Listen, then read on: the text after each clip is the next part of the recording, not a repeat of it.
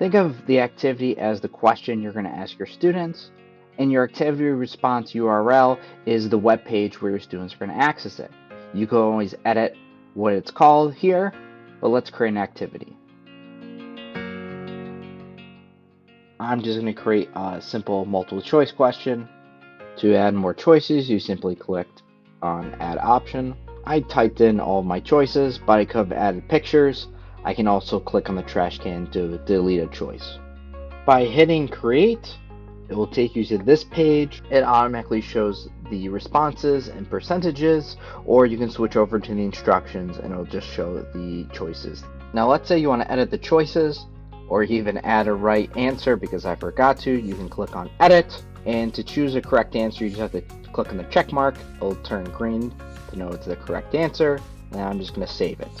You can even see correctness now shows up as a tab that I can scroll to let the students know which is the correct choice. I'm going to go back to instructions. Think of configure as the nitty-gritty. You're going to always want people to respond through the website, not through text messaging. And if you want to upload the information to Canvas, you're going to want to restrict to registered participants only and with the registered name and email.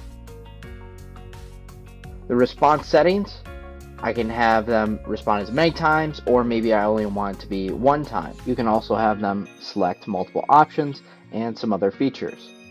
If we go to timer, you can set a time limit by turning it on. You can see there's a time limit now next to the number of participants who have completed the activity, but you can simply turn it off and it will remove the timer. Believe it or not, you can see what your students are going to see by going to test. First, you have to activate the activity. It shows what's going to look like on the student end. I'm going to click on green. It will even say student participated with green, and it will even say that they're incorrect. I recommend hitting the undo button. That way it's not going to record in your response history and deactivate the activity. Before you send out your activity, you have to know what activating your activity is. When you activate an activity, is allowing anyone that has access to your link to interact with your question. What is that link? It is pollev.com/your name, but you can always change it to something else in your profile. I'm now going to activate my link. That way, students are able to interact with my activity. One way to do it is to copy and paste your specific link. So now I'm going off of the student end. You have to register in order to play around with this activity. So it's going to ask them to sign in. Students are going to sign in with their email, first letter of their first name, full last name, and sometimes a number. When they hit next, it's going to log in with blank. This is really their Microsoft SSO, which is the same in their Purple Pass, and now I'm able to answer the question. I can even undo by hitting the trash can.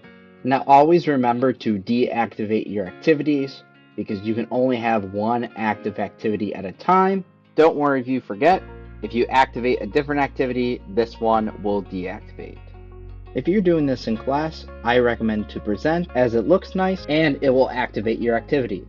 So by hitting present, I can go back to the student side. Another way that they can join your presentation is by typing in your URL once they sign in, and they're able to join the activity and participate. I can then move on to responses and show the correct answer. Students also could join using the QR code in the top right hand corner, but there's one more way that you can send out the survey. And this is for my asynchronous folks. So there is a thing called a response link. So this will collect responses even if the activity is not active, which is great, but just remember to lock the activity after you want to stop taking responses.